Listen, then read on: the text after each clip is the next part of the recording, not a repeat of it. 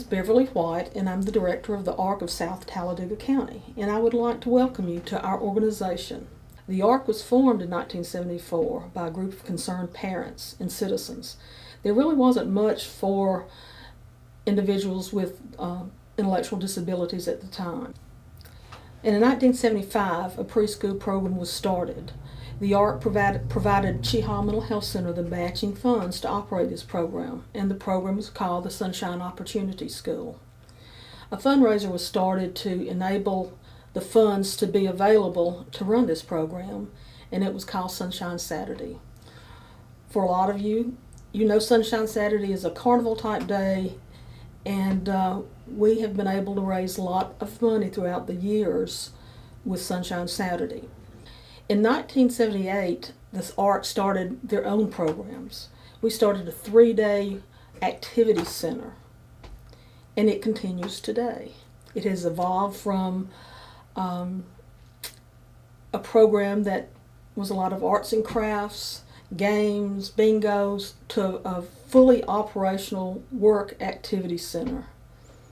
The ARC of South Talladega County is truly a grassroots organization.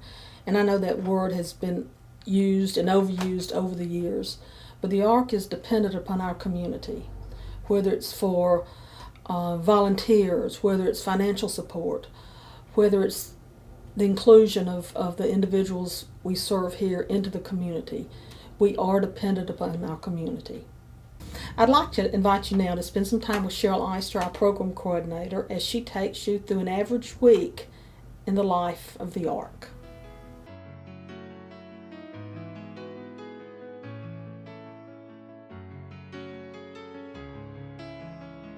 This is one of our core activities. Painting classes at the museum. We do this every week. You know, we originally got started with craft classes back in the 1980s.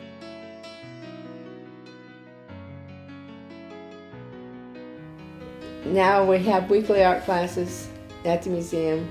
Donna Renfro is our instructor. We also have volunteers that come in. Alice Thomas volunteers with us.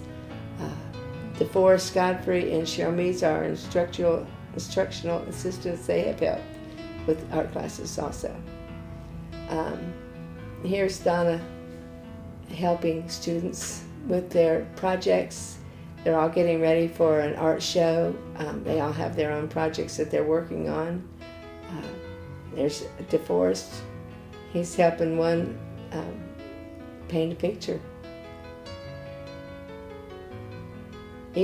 As you notice, everyone has a different project. Everyone has their own thing they want to paint. It's really interesting to see all the different things that they paint. One has fireworks that he's painting, and one's painting a cat. One's painting a house.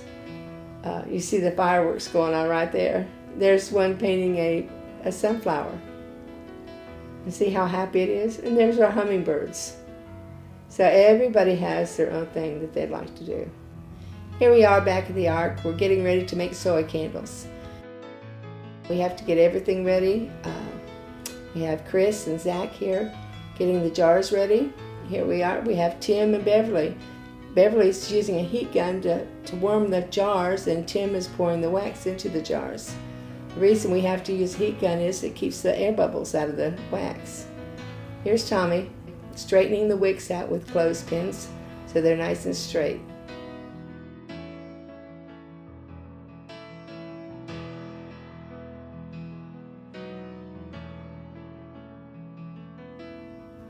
Here we are at Comer Library. We have a library program twice a month that the library offers to us, and this week we're having a program about nutrition. Sharon Haynes with the Alabama Cooperative Extension System from Auburn University is teaching them about nutrition. She teaches them the correct foods, what they need to eat, but things that they don't need to eat. We do have a lot of health issues in our group. People have diabetes, people have seizures. We have a lot of different things that they need to be aware of the right kind of foods to eat. The different classes that we have, some of pertain to health, some of them just pertain to a wide variety of subjects. Sometimes it's on books, sometimes it's on reading. A lot of times they have they play bingo with words.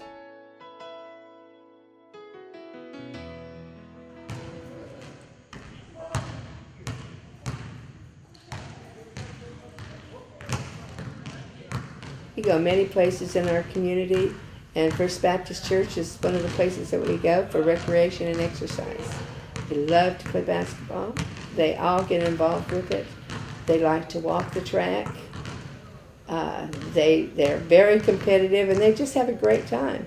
Here's Stevie and Jonathan throwing the ball back and forth to each other. You can see Zach in the background. He's bouncing the ball.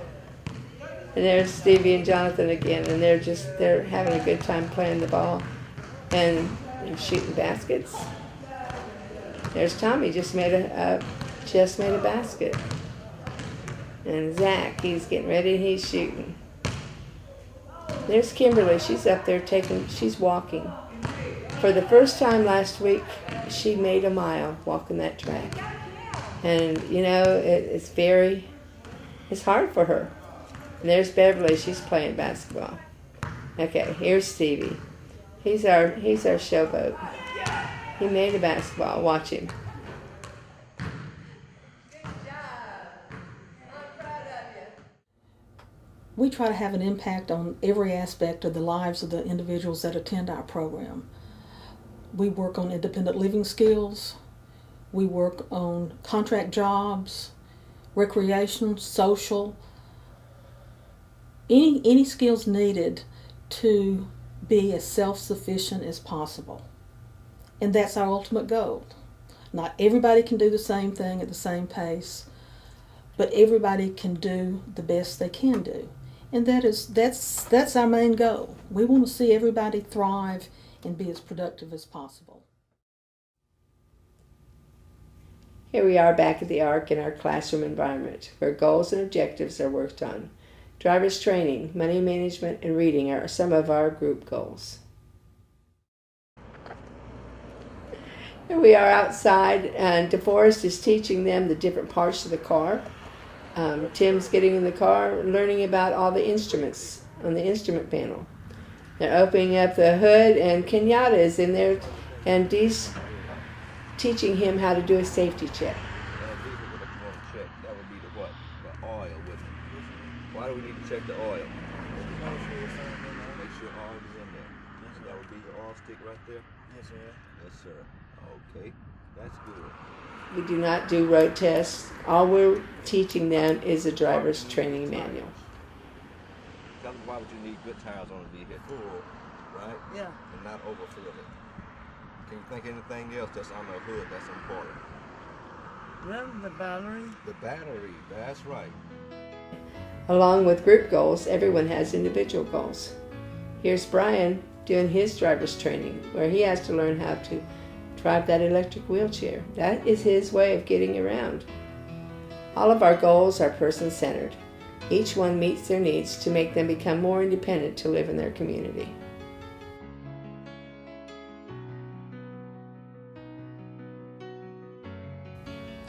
This is a personal goal for Tim. He's learning how to write a check so he can pay his bills. He can go to the grocery store and write a check. Here's Shannon. He's filling out a job application. He wants to work outside in the community, and he has to know how to do this. And there's Todd. He's taking the typing program. He's learning how to type on the computer. And there's Vanessa. She's learning how to measure correctly so she can help cook. She wants to learn how to cook, so she has to learn how to measure. So that's one of her goals. She's very excited about this. Cheryl Meads is in here showing her how to do it correctly. Here's Jonathan. He's learning how to shave, to wash his hands correctly, scrub those fingernails, brush his teeth. It's part of his hygiene program. Here's Brian and Dee. Dee's helping Brian onto this platform They help him lay on his stomach. He does this at least 30 minutes a day because of back pain from sitting in the wheelchair, and helps stretch his muscles in his legs and his back. So he'll come and he'll lay down and he'll watch a movie or just lay there to stretch those muscles out. Here's Christina. She's at Dr. Ivy's office. She goes and she plays with the cats, feeds the cats. This is a therapy for her. She loves being around these animals, and it's very good for her, and I think the cats enjoy it too. Over the years, the ARC has been blessed to have a number of businesses in the community to provide work for the people that attend the ARC. Velcon Industries goes back to the 1970s, and we've been doing work for them, 30-something years. But in addition to them, we've been doing work for Balfour, the Senior Ring Company, and we do that locally. We also have done packaging of bait for Davis Bait Company and SAFE, Sylacauga Alliance for Family Enhancement. We try to adapt all jobs so that everybody, regardless of what their capability is able to do the job. We want them to be successful. These are Velcom jobs we're working on today, where each job is broken down into steps and adapted to each individual skill level. Some of our individuals have different disabilities. Take note of the different colors or forms we use to adapt to different skill levels. This helps individuals achieve their goal of completing each task.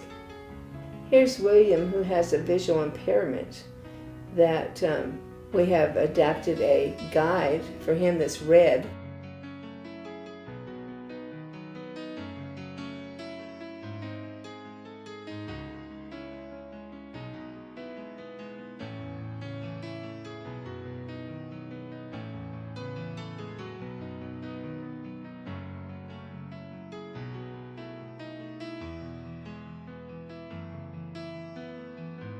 When we started out, we had so many of them that had to use the 2 boards.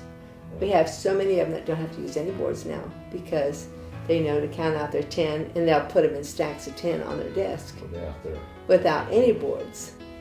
Here's Rodney using one guide to count a stack of 10 and using the second guide to then turn these stacks of 10 into a stack of 100. Now here's Brandon, and he's using one guide to count 100 envelopes in stacks of 10.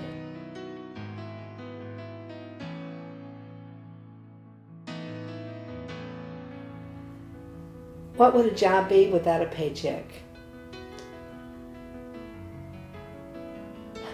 Once we finish these jobs, they get their paychecks and anxiously await their trip to the bank. And our friends at Heritage South enjoy seeing everyone.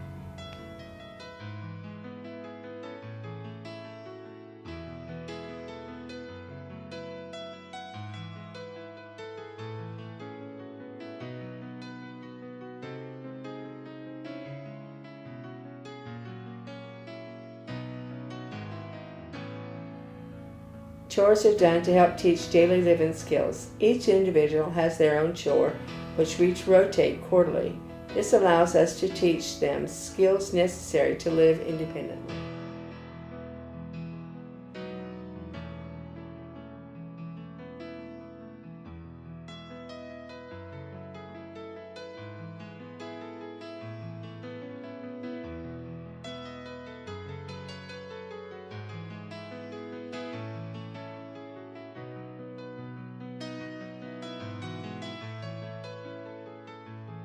I don't care what your level of functioning is, what job you have, whatever you do, if you did not feel good about it, you would not be successful. And that is so important in the lives of those individuals we serve, because for so long they were told what they could not do. And we don't say I can't or you can't. We always try. Everybody needs that opportunity to try to succeed. 12 weeks out of the year, we go bowling at Oak Mountain Lanes. Some of the other activities are swimming, walking in the park, and always have to take in a Barons baseball game. Activities such as these help promote a healthy, active lifestyle along with great fellowship.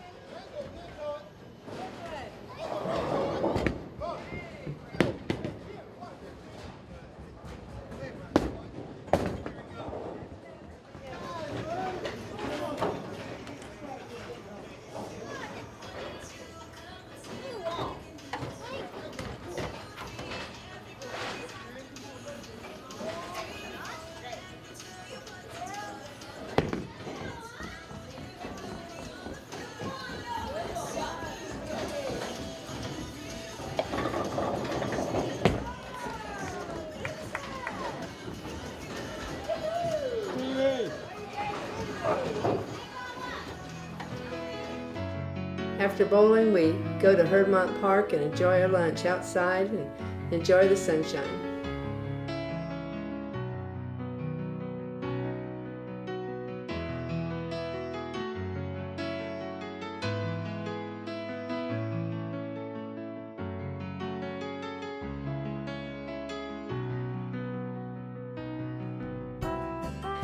Here we are back at the Ark on Friday afternoon. We hope you've enjoyed sharing this week with us.